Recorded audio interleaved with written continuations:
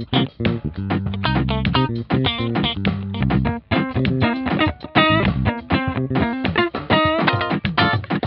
à tous et bienvenue dans le nouvel épisode du podcast de Productivio, le podcast qui vous donne des trucs et astuces pour apprendre à ne faire efficacement que ce qui compte vraiment et à gagner en sérénité. Je m'appelle Priscille et je suis votre hôtesse pour les prochaines minutes.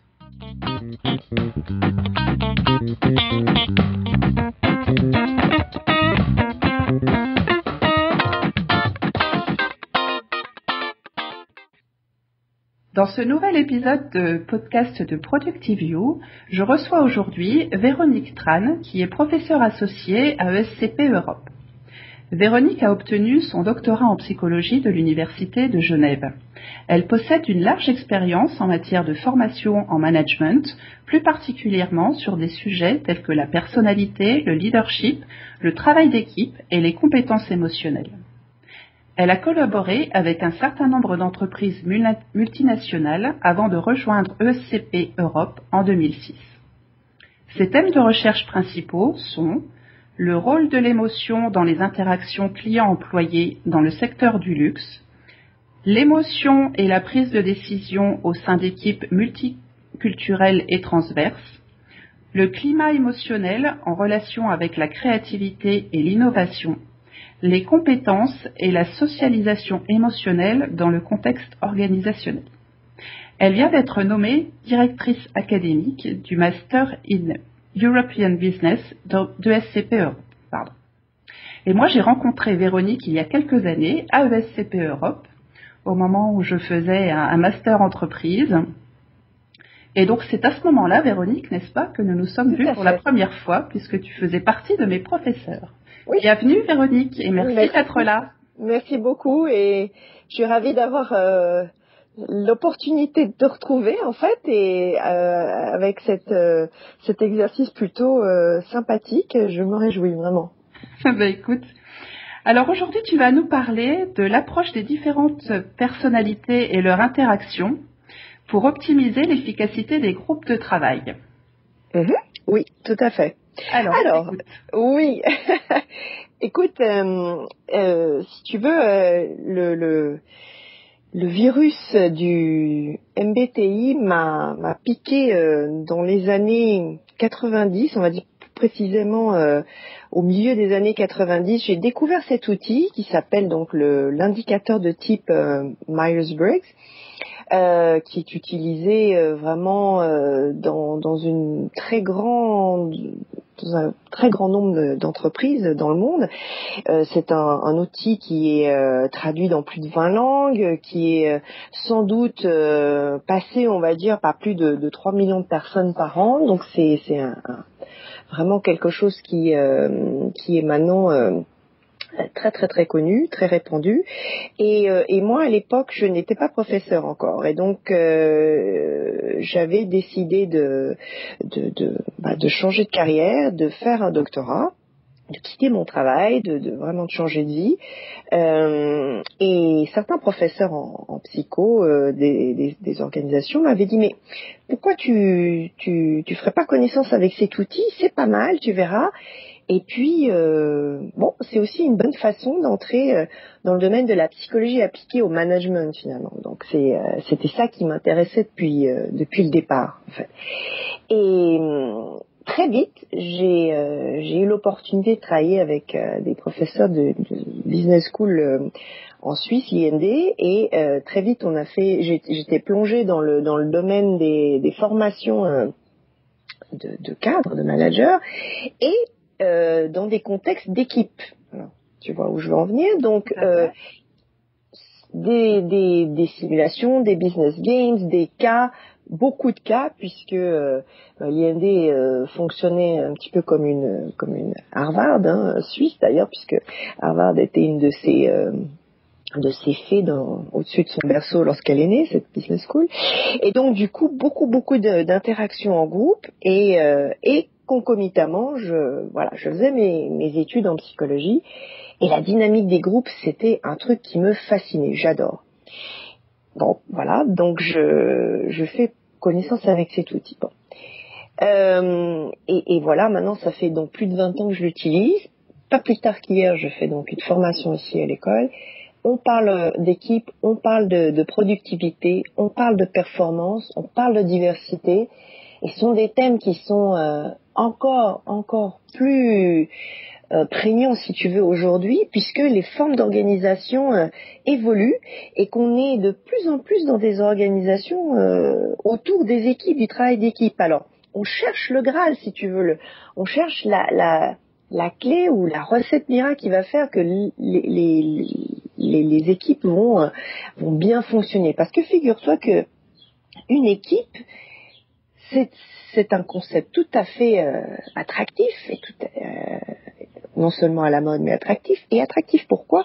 Parce qu'on se dit à plusieurs on est plus fort, à plusieurs on pense mieux, à plusieurs on est plus créatif que tout seul, si tu veux. Mm-hmm. Mais le hic, c'est que voilà, quand ça se passe bien, hein, d'accord, c'est jusque-là pas de problème, mais dès que on a peut-être quelqu'un qui veut prendre les choses en main d'une telle façon, qu'on va dire qu'il y a un leadership peut-être un peu fort, et puis peut-être deux personnes qui ont le leadership un peu fort, qui vont commencer à se prendre le chou, si tu me permets l'expression. Bon. Oui, je vois bien de quoi tu parles. Très vite. On voit les limites, si tu veux, du travail en équipe, parce que on a de la peine à se comprendre, et je te parle même pas de différence de nationalité, différence de genre, différence de formation, tu vois, ou même de compétences techniques. On a mille et une opportunités, même si on est très homogène dans une équipe, de finalement ne pas s'entendre, d'accord ? Exactement, oui. Voilà. Alors, si tu veux, la recherche sur le sujet, elle nous dit quoi ? Elle nous dit quoi avec la diversité, justement ? Elle nous dit, tu as des différences de surface qui sont justement l'âge, la nationalité, le genre, c'est des choses qu'on voit, tu vois. Et puis, il y a la diversité de profondeur qui est la personnalité. Et là, ce que j'ai découvert justement avec l'outil MBTI, c'est que ce qui est incroyable, c'est que dans des équipes, si tu as des personnes qui ont le même profil et qu'elles aient un genre différent, une nationalité, une culture différente, elles vont très bien fonctionner ensemble parce qu'elles vont être, si tu veux, câblées en quelque sorte de la même manière. Alors, ça consiste en quoi cet outil MBTI ? Évidemment, je vais pas te refaire peut-être tout le la méthodo, mais disons, voyons quand même les 8 pôles ou dimensions qui constituent cet outil. Donc, tu as en premier lieu l'extraversion versus l'introversion. Alors, qu'est-ce qu'on entend par là ? Parce qu'évidemment, il y a des définitions spécifiques qui sont un petit peu différentes des fois de ce que on entend par là dans le langage courant. L'extraversion, ça veut dire, c'est des personnes qui ont une énergie, qui focalisent leur énergie vers l'extérieur et qui ont d'ailleurs beaucoup d'énergie et qui de ce fait préfèrent s'exprimer à l'oral, rencontrer les gens, toucher les gens, voir les gens. On appelle ça des managers by walking around. Tu sais, c'est des gens qui vont pas rester enfermés dans leur bureau, qui vont, s'ils ont un problème, le management maladeur, on appelle ça. Voilà. Bien sûr, on peut prendre son téléphone parce qu'on peut pas toujours se promener, mais oui. Si on peut, comme tu dis, ça va être ça. Et donc, s'il y a un souci, on préfère vraiment voir les gens face à face. Et puis, non seulement il y a cet aspect-là de l'interaction, mais aussi l'énergie à faire des choses, à entreprendre des projets. Et en général, la liste est assez impressionnante. On pourrait dire que c'est un peu des boulimiques d'activités. Alors, bien sûr, pour tout ce que je vais expliquer, il y a il y a des degrés, il y a une déclinaison pour chacune des dimensions. Donc évidemment, au départ, ça a l'air comme ça un petit peu blanc et noir, et puis après, on sait qu'il y a des nuances en réalité.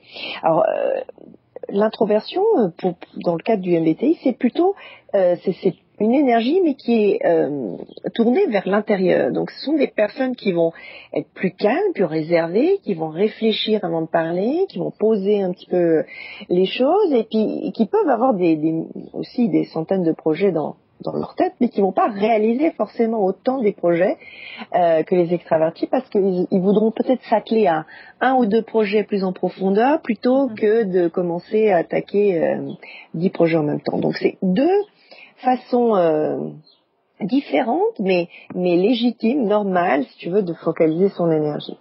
Alors la deuxième série de dimensions, elle a trait au traitement de l'information. Tu sais, notre cerveau traite toutes les secondes de l'information à travers nos cinq sens. Donc tu vois, tu entends, tu sens, etc. Donc voilà, le cerveau traite l'information. Et là, on sait que ça peut se faire de deux manières. Donc soit de manière ce qu'on appelle sensation, c'est-à-dire c'est vraiment on reste avec les cinq sens. Donc c'est plus des personnes qui sont dans l'ici, maintenant, le concret, le pratique. C'est presque sensoriel, tu vois.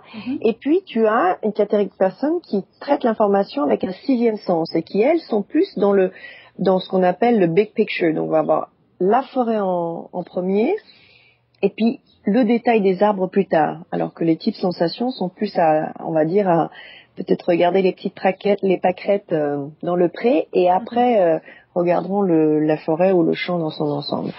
Alors qu'est-ce que ça a comme impact pour le travail en équipe, cette affaire? Ça veut dire que quand on est en mode brainstorm, par exemple, et qu'on est en train de discuter d'un projet et forcément des idées fusent, si on est du type intuition, on a tendance à se projeter très vite dans le futur. Donc, on génère une idée, qui en génère une autre, qui en génère une autre, ça fait un peu boule de neige, et on part un peu dans des délires, si tu veux. Encore une fois, tu me permets l'expression. Donc, on part dans des trips comme ça. Et puis, pour les types sensations, qui sont des gens concrets, pratiques, qui veulent savoir un petit peu où on va et comment, et un petit peu le chemin qu'on va prendre pour arriver à la finalité du projet, très vite, ils vont considérer les types intuitions justement comme un peu des professeur tournesol, tu vois, qui rêve et voilà. Oui. Je te donne comme exemple, alors je ne citerai pas le nom de l'entreprise, mais c'est une entreprise qui fait de la bière. Et donc, typiquement, tu pourrais avoir dans une réunion avec, comment tu dis cross-functional en français? Transverse, merci. Tu aurais le marketeur qui dit oui, alors on a une idée absolument fantastique, on va faire des bouteilles carrées. Ça va être top, ça va être fantastique. Et puis tu as en face du marketeur une personne de la production. Alors je dis pas que toutes les personnes de la production sont du type sensation, mais disons pour notre exemple et imaginons ça. Elle va dire mais comment est-ce que tu veux, j'ai une chaîne de production qui fait des bouteilles rondes, comment est-ce que tu veux que je fasse des bouteilles carrées, combien ça va me coûter, comment je vais faire, etc. Donc très vite, on arrive, tu vois, à des conflits en fait simplement de vision du monde. Et donc tu as d'un côté des gens qui veulent des recettes éprouvées, tu vois, et puis de l'autre, tu as voilà des personnes qui ont tendance à penser en dehors de la boîte, hein, comme on dit. Oui. Voilà. Alors la troisième dimension, elle a trait à la prise de décision. Alors d'un côté, on a ce qu'on appelle la pensée ou le thinking dans la version originale en anglais, et ce sont des personnes qui prennent leurs décisions de manière froide, détachée, impersonnelle, logique. Et à l'opposé, tu as les personnes qui ont une préférence pour le feeling, le sentiment, et qui sont plus empathiques, qui sont plus centrés sur la personne, sur les humains, sur les process, et puis qui vont prendre leur décision, alors justement de manière plus personnelle, plus subjective, et voilà. Encore une fois, si on veut mettre ça dans un contexte d'équipe, tu as les types pensés, thinking, qui vont vouloir faire des démonstrations mathématiques ou chiffrées, tu vois, par exemple avec des ratios,